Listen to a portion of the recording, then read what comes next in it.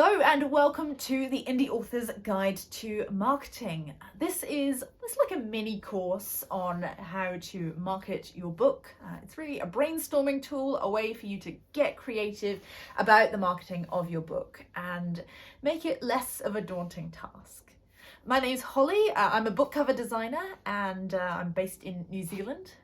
I've done a bit of marketing as well with authors in the past. I've done things like author websites and helped authors out with reaching out to bookshops and other ways that they can promote their book. So I do have a bit of a background in that.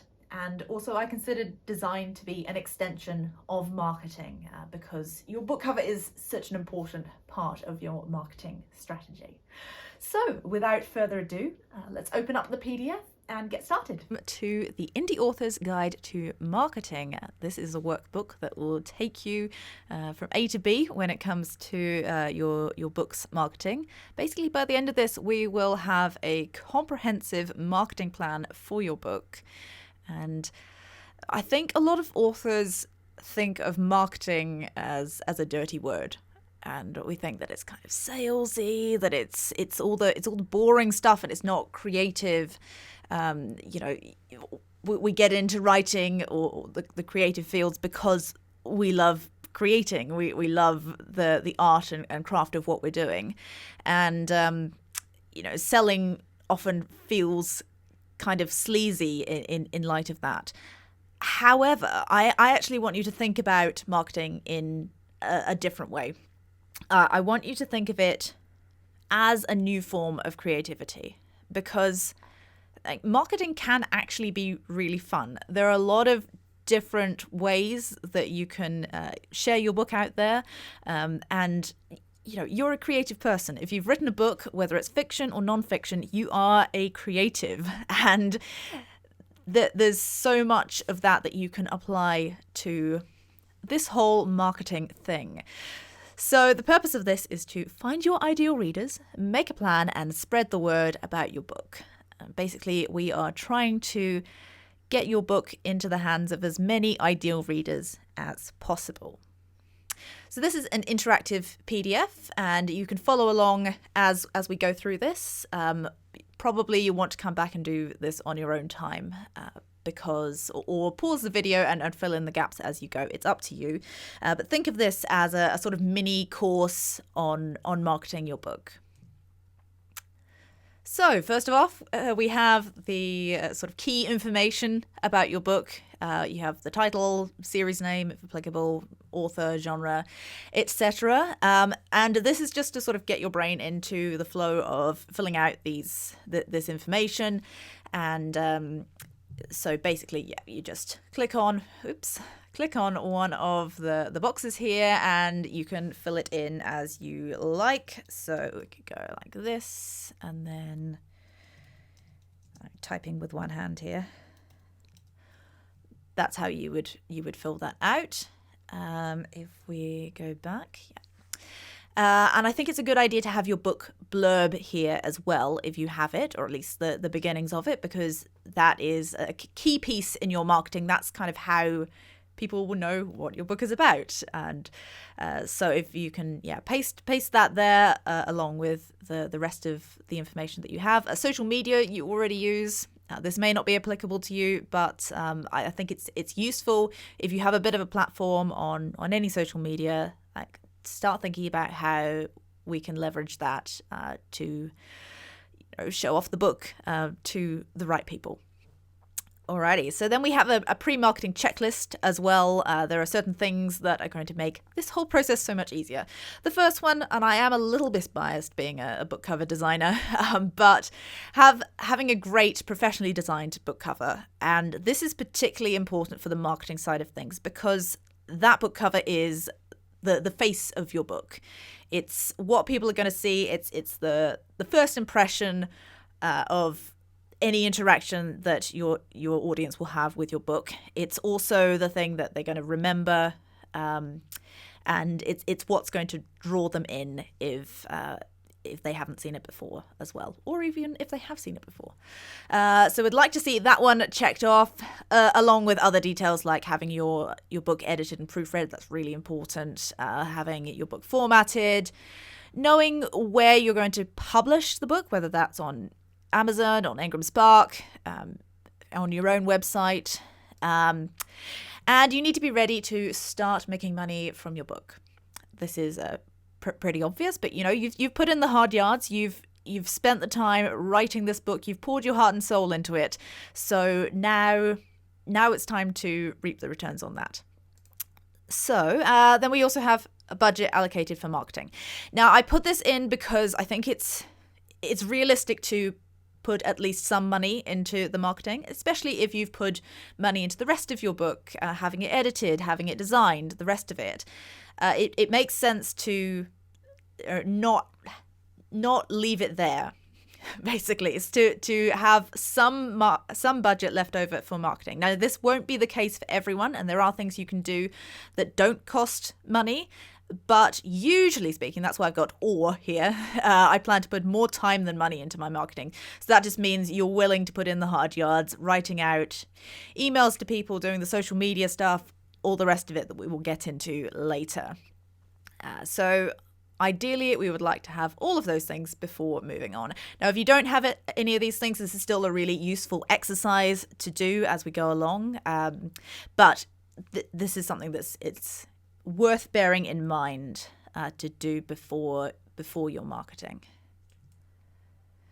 Alrighty, so this is something that when you're starting up a business, when you're launching any kind of new product, and a book being one of those, you're thinking about who your ideal reader is, who your ideal customer is, who your ideal client is. So in this case, it's your reader. And this might seem a bit trivial to be listing so many specifics here, but if you can have one person in mind, and this is another thing that's very, very key in marketing, having a single reader in mind for your book. And, that might be your best friend. It might be your mum. It might be somebody who, an influencer through the internet. Having that clear image in your head really helps you to target what you're writing to that one person. And it's not just going to appeal to that one person. It's going to appeal to a wider audience. But it's rather than just being, just talking to people in general, having the right tone of voice and the right tone overall for the book is really helpful. So listing some of their interests and hobbies sort of outside of reading. And this is going to change depending on whether your book is fiction, non-fiction, what kind of genre it is within fiction or non-fiction. And so they might be really interested in, say, being outdoors and in nature. So you might put something like hiking or rock climbing, sort of specific things. It's useful, if you can find 5 things that your ideal reader likes to do outside of reading, then that would be useful. Again, if you're a non-fiction writer, say you're writing a memoir about your life, and your life involves doing a lot of marathon running, for instance, you might put marathon running as an interest for that person. All right, so how old are they? Again, if you can get more the most specific you can here, that is useful. Their gender, do they identify as female, male, non-binary, other? Put that in there. Their income level. This one maybe is a little less important, but certainly if you're doing something like a business book or anything, maybe more relative to non-fiction. But also you need to know if your ideal reader has some disposable income, because if they don't, you might be setting yourself up to fail a little bit there. And then, why do they read? Now, we might often think that, well, this is pretty obvious. We read for entertainment, right? Or we read for information. But try and dive a little bit deeper. Is it so that they can be entertained and then connect with other people through reading books, because that's a really important thing when you think about the book clubs, when you think about the online community on Instagram, on TikTok, on YouTube. People being able to talk about books with their friends is an important aspect. So the deeper you can dive on this, like why do they read? And then so they read for entertainment. Why do they want to be entertained? Like what makes them want to read over watching Netflix or doing something else? And then finally we have where do they typically find new books? And you can tick as many as is applicable here. That's fairly straightforward. Alrighty. The next page is the unique selling proposition, another very, very businessy, very marketing term. But again, it is relevant to you and your book. So I start off by asking, what are 6 books that are similar to yours? This is helpful, a thought exercise to go through. I would imagine that most people who are at this stage of marketing their book have probably thought about books that are similar before this, either when they're writing their book or when you're designing your cover. This is something that's important to consider, to make sure that it's in the right genre and that it's going to reach the right people. Listing 6 books that are similar to yours, and then what makes your book different to them? Is it there's some kind of different mystery that's going on if it's a crime novel? Do you have a slightly different take on finances if it's a finance book? Don't know how many finance authors we have watching this, but apply that to your particular genre. Why should readers choose your book over others, or as well as others? Why would they pick up your book in a bookshop and buy it over another one? And what are the key benefits of your book? So all of these kind of tie into each other. There might be some overlap, but it's worth thinking about each of them individually. So marketing channels. This is the actual places, the platforms where you're going to reach your target audience. So the question number 1 here is, where does your target audience spend their time online? Are they more Facebook people? Do they like to be on Instagram? Are they the young generation who like to live on TikTok? Where are you going to find them, basically? And then next question is, where do they spend their time outside of the internet? Do they like hanging out at coffee shops? Do they frequent libraries, bookshops, that kind of thing? Do they live in cities or not? These are kind of things to consider. Do they participate in any book clubs or reading groups, either online or offline in person? And what media do they consume other than books? Are they film people? Do they like to go out and watch films? Are they more stay at home and watch Netflix kind of people? Do they listen to podcasts, audiobooks? Audiobooks sort of counts as a book, but think of other things outside of books that they consume, and this is going to be important when we start thinking about sort of advertising and how we can reach that ideal audience. And then just other channels, anything outside of media or book clubs, internet, the rest of it. That's kind of the other section. Alrighty, so internet influencer marketing. So this is an internet marketing kind of thing. Influencers are people online who have enough of a following that their following will listen to what they say. They'll buy things because of what they say. These may be book reviewers. That was sort of traditionally the case. They would have been the influencers in the book world. But nowadays, it's a lot of booktubers, bookstagrammers, booktalks, all of that stuff.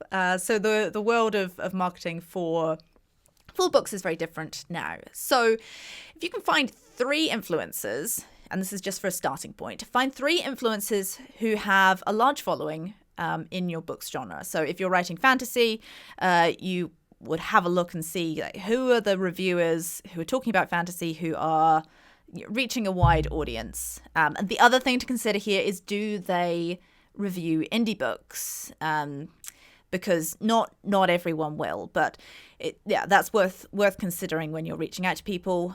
Then we've got so once you've got those three people in mind, you can make some notes on what makes your book a good fit for them and for their audience. And this is going to be important when we come up here and start looking at how we're going to reach out to them. So basically, you're putting together a personalized message. You don't want to be one of those spammy people who says, "Oh, read my book, read my book." You want to tailor it to that person as much as possible. Say, maybe you've been watching their channel on YouTube for a while. So you say, "Hey, I've been watching your YouTube channel for years. I'm, really enjoy what you put out into the world, and I see that you sometimes review indie books. This is, I've recently put out this book, and these are the reasons why I think it would be a good fit for your audience." You then offer them a free copy of your book in exchange for a review or a feature on their social media. I would suggest offering a physical copy of the book, because if they do review it, they can actually hold it up and show the cover, which I think is really important on these very visual medias like YouTube and Instagram. Then you can create a social media post featuring the influencer and their review of your book. So you're sharing what they're putting out about it as well. And the other thing is you can monitor engagement, track the success of your influencer marketing campaign. We'll look at sort of ways to monitor success and engagement a bit further on in this PDF. So, promotions and advertising. Again, these are the kinds of words that can feel a little bit icky. I think because we associate it with sales rather than creativity and sharing value to people, which is what we're doing when we're marketing. Your book is going to be interesting to people if it's got a good plot, if it's got useful information, all of those things. Then it's kind of your job to get it out into the world and share it with the people who are going to enjoy it, because otherwise they're missing out. So what kinds of promotions will you run? These might be things like Facebook ads. It might be giveaways, which is always a really nice way to sort of give back to the community. It's a way to get more followers on Instagram, on TikTok, wherever you're doing it.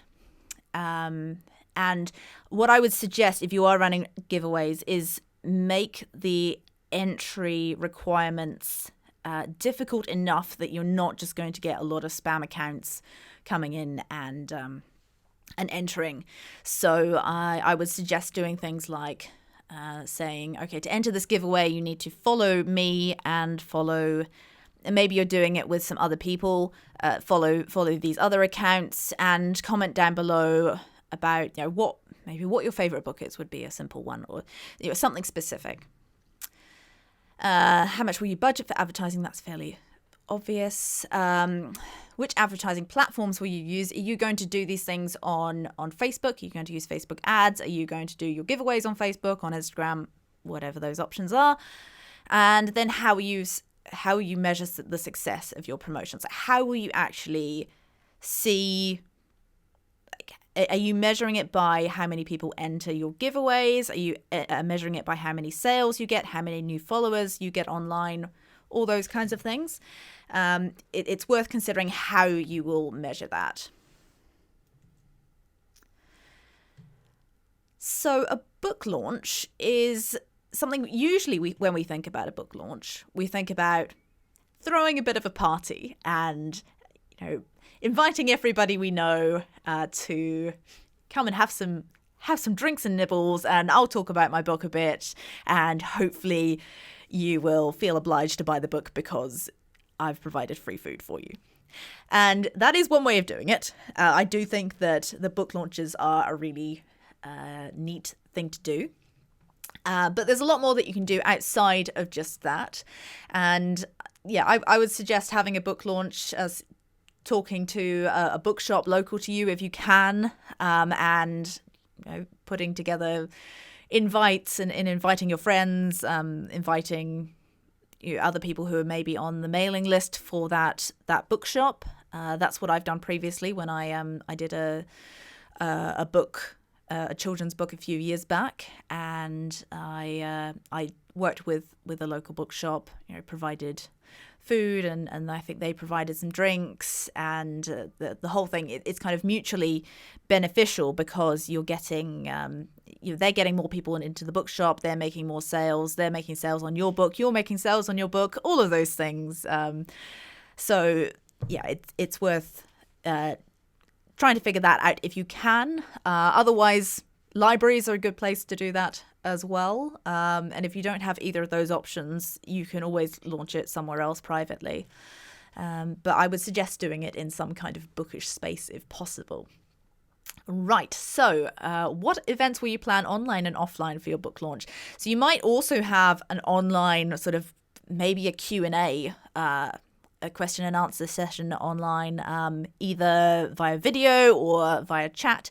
There are different options you can do there. It's nice to have a little brainstorm here, different ideas. Will you do book signings at bookshops? Will you do author talks? Will you try and appear on other people's podcasts? Will you have your own podcast? Different things you can think about there as well. And yeah, online and offline. How you generate buzz and excitement leading up to the launch. Are you going to use social media? Are you going to try and get articles in local newspapers, things like that? Are you going to advertise to try and get people to come to your physical book launch, or to sign up online for pre-orders, things like that? Again, how will you measure the success? Is it how many people turn up to your book launch? Is it how many sales you make? Is it how many people actually hear about your book? And then if you're doing physical events, it's worth thinking about any print materials you might need. So posters for the events, bookmarks, always nice to give away. And also bookshops, if you're selling your book in bookshops, they always like to have nice little freebie giveaway bookmarks. I used to work as a bookseller. It was always exciting when we got new bookmarks in. That's a little thing, say. But and then flyers. It sort of goes along with posters, and a title information sheet. This is a useful thing to send out to bookshops in particular, with all the key information about your book. So that's a blurb, a little author bio, all the technical details like your ISBN, those things. And then likewise, digital materials. So you might need to design things like social media banners. You might have a banner on your Instagram or a YouTube channel. Printables would be like nice little things that you can give away or maybe even sell at a low cost for people to download and print. This might be, thinking of examples, maybe colouring pages if you were doing a children's book, which would be a nice little free giveaway, maybe to entice people to sign up to your email newsletter. And if it's a sort of a self-help book, you might have something like a checklist of things you can do daily to improve your life, things like that. Cover reveal graphics. If you haven't already done a cover reveal, it's quite nice to have a specific graphic. These work really well on Instagram, having sort of like a bit of excitement and buzz leading up to the cover reveal, sort of saying, "Oh, I'm going to be revealing my cover really soon. It was, I worked with this person to design it. I'm really excited to share it with you." All that stuff. Again, title information sheet, a digital version. This is super helpful to send out to bookshops. Again, if you're not doing physical ones, it's a much cheaper way of doing it. A press release, which is a little bit different from a title information sheet. It's more like what's useful to any media contacts that get your book. If you're reaching out to newspapers, radio shows, those kinds of things, podcasts as well. It's sort of the key media information, like what you're doing promotion-wise to help out the book, and what are the key selling points? Is it relevant to things that are happening in the media at the moment? things like that. I've also added in a couple of spaces for you to brainstorm other ideas of print and digital materials. And of course, you can always think of more things than just this one extra box here. Okay, post-launch activities. So unfortunately, and a lot of us feel like, once you finished a book and you've launched it into the world, you think, oh, great, I can now sit back and relax and, just let my book do its thing out in the world. And I mean, you can do that. But unfortunately, it's really hard to keep selling books that way. So if you want to continue to sell books and to have new people hearing about your books, you're going to have to keep going with this whole marketing shebang. Maybe by this stage you'll start enjoying some of it, and I always encourage people to be the most creative they can around this and think about different ways of doing things. But at this point you probably are starting to feel quite tired. If we're thinking of this as like a marathon, we're probably hitting that proverbial wall around about now. Our glycogen levels are low. We need a bit of extra pep. This is where maybe you start needing a little bit more help. So it's nice to have a bit of a plan for that ahead of time. If we're continuing with the marathon analogy, it's nice to have a few energy gels in your pocket that you can eat and boost those glycogen levels and get back on track. So enough about running. How will you continue to promote the book after the launch? And as I said, really useful to have some ideas here. Are you going to continue to do social media posts? How are you going to make that not just all about like, buy my book, buy my book, buy my book?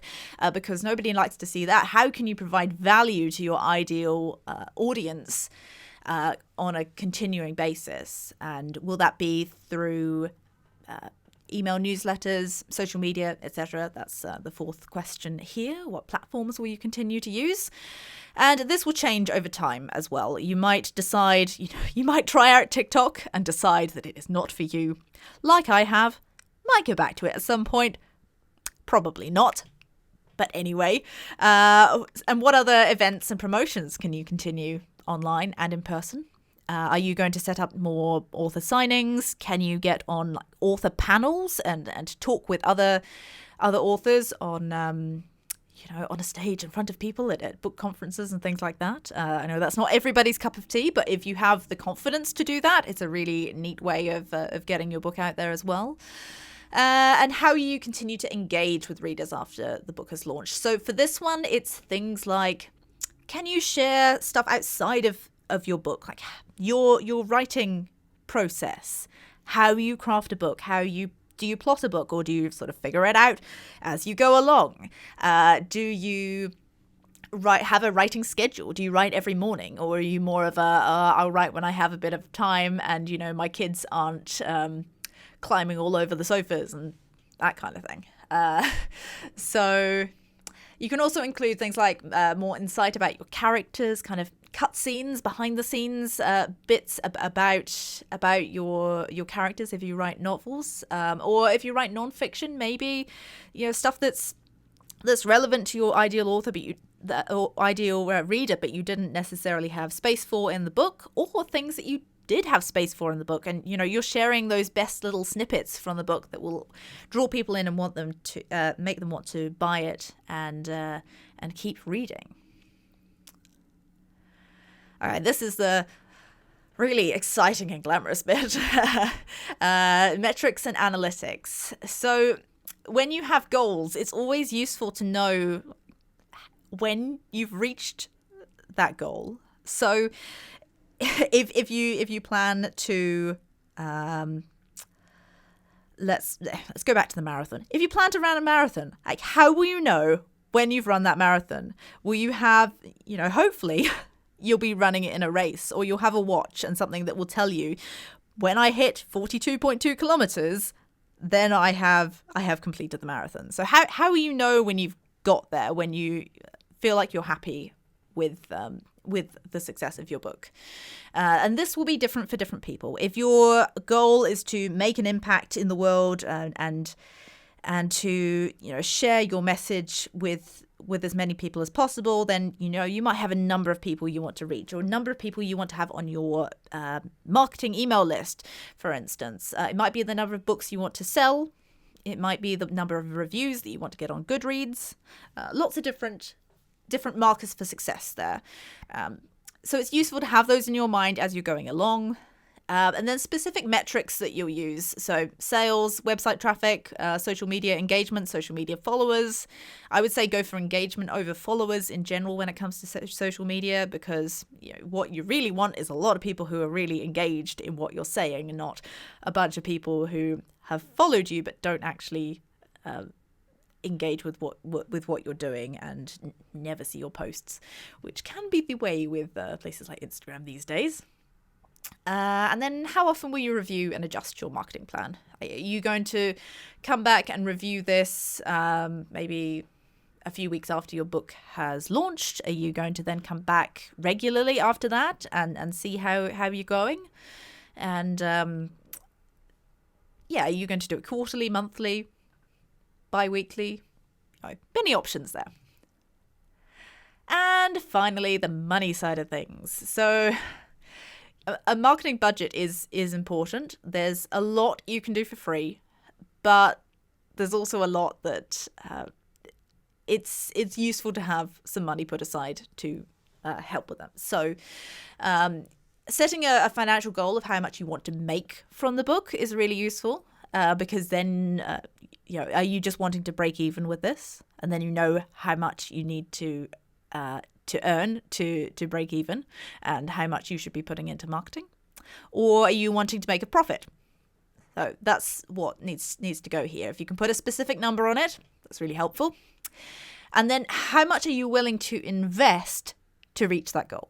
So how much monetarily and how much time-wise as well. It's useful to put a number, and if you can sort of have a bit of an idea of how much time that might take, also very helpful. How will you manage and track your income and expenses? This is really important because you're now a business owner, basically. You might be acting as a sole trader, or maybe you've set up a publishing company. But most authors will be functioning as sole traders. That's how I function as a book cover designer. But how are you going to keep track of the money that comes in and the money that goes out towards marketing and design and the rest of it? It might be you just use a spreadsheet. It might be you're using some kind of software like Xero, like FreshBooks. I use one called Henry here in New Zealand. I think it's New Zealand specific though, maybe Australia as well. But figuring that out, a simple spreadsheet is fine, especially if this is just sort of a side hustle for you. You probably don't have a huge amount of income and expenses. But yeah, it's really important to keep track of that because of taxes. And then, and obviously putting some money aside for taxes as well, if you're making a profit. And then what are some free things you can do to promote your book? Always worth considering this as well. Not everything costs money. We're very lucky these days that social media is a thing, and it doesn't take a lot of startup capital to get out there with your message and to share your book. And so there are a lot of things you can do for free. It doesn't all cost money.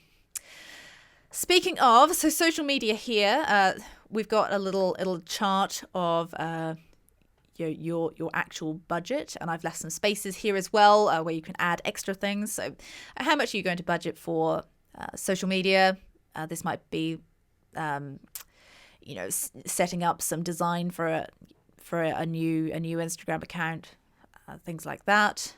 Social media in general tends to be fairly low barrier to entry and not so expensive. Giveaways, obviously you're going to need copies of the book to give away if you are indeed giving away copies of your book. And you might be adding extra things in as well as the book. So how much are those going to cost? How much is postage going to cost? All those bits and bobs. Paid ads, if you're going to venture into that world on something like Facebook or Google. That is an option as well. Probably more Facebook than Google for authors. I haven't really ventured into this world, so I can't give a lot of advice on this. But there are some great resources online. Look up some YouTube videos on how to use Facebook ads. Advanced reader copies. This is before your book comes out. An advanced reader copy is sometimes it's a proof copy that will be sent out to influencers, reviewers, bookshops, and sometimes, it's one that hasn't completely been finished, or it doesn't have the barcode on it, things like that. But how much are you going to spend on those? And also, it's worth considering when you're going to send them out, and if you're going to send them out. A website. Pretty important for authors to have a website, some kind of home base on the internet. And websites do cost to set up and to host as well. Sometimes it's a very, very small amount as an ongoing fee. I tend to recommend that authors use something like Wix, which doesn't require any coding or any particular technical knowledge. It's very easy to make a simple and beautiful website, somewhere like that. Or Squarespace is another option, but I think Wix is probably the best option for authors that I've come across. And then bookshop outreach. Are you going to be sending those title information sheets out to bookshops? Are you going to be sending advanced reader copies, any other like fancy merchandise and things like that? When I launched my children's book a few years ago, I really went hard on the bookshop side of things. I think because I'd been a bookseller, and I kind of thought, oh well, what would I have been really excited to see as a bookseller, come through in the mail if if I was still working there, and so I sent through a title information sheet about the book, some little enamel pins that I had made up with the moth character on there. I made some posters and some bookmarks as well as this kind of little gift pack thing for bookshops. And a poster is quite nice because all bookshops will have some kind of like a staff area or an area where they process new books. Most bookshops will, at least. So there's usually some space where they want to bring a bit of life to it. So especially nice if you have a pretty book cover, or if you have, if it's a children's book and you have some interesting illustrations from inside, making a little poster. It's very cheap to produce. Likewise with bookmarks, and you don't need to go the whole hog and make enamel pins and things like that. But it's nice to do those extra things to make your book a bit more memorable to the booksellers who. Ultimately, when it comes to your physical book sales, they're the ones who are going to be marketing your book, and recommending your book. So it's always nice to kind of butter them up a little bit. That's a lot I've said about bookshops, but I know quite a lot about bookshops because I've worked there, and I've also worked in a self-publishing company where we did distribution to bookshops as well. So I got a fairly good idea of what they were looking for as well. And finally, events. Are you going to be running events? Your book launch, book talks, book signings, all the rest of it in person or online. You might do something like a blog tour where your book gets, you send books to different authors who are, or readers who are going to talk about the book, and how much will you budget for that. So, and then you've got a space down the bottom to total it up. I'm afraid I am not good enough at this whole setting up PDF things. I'm not sure if there's a way that you can set this up as a total, but I'm afraid you will have to add that number up yourself. It's not going to do it automatically for you. If anyone knows how to do that in PDFs, please let me know. That would be super useful for the next time, and I will update that if that is possible. That is the whole marketing thing. So, there are a lot of other things outside of what I've discussed here that you can explore and put into this plan. This is really just a starting point to get you thinking about things. I'm sure there are lots of things that second time, third time authors will have already done with previous books that you could put in here. But yeah, that's kind of my 2 cents there. If you have any questions about marketing, if you need any clarity on what I've covered here, please hit the response or the reply button on the email, and give me a yell. But thank you so much for taking the time to listen to this. I hope this has been really valuable for you, and I wish you all the best on your author journey.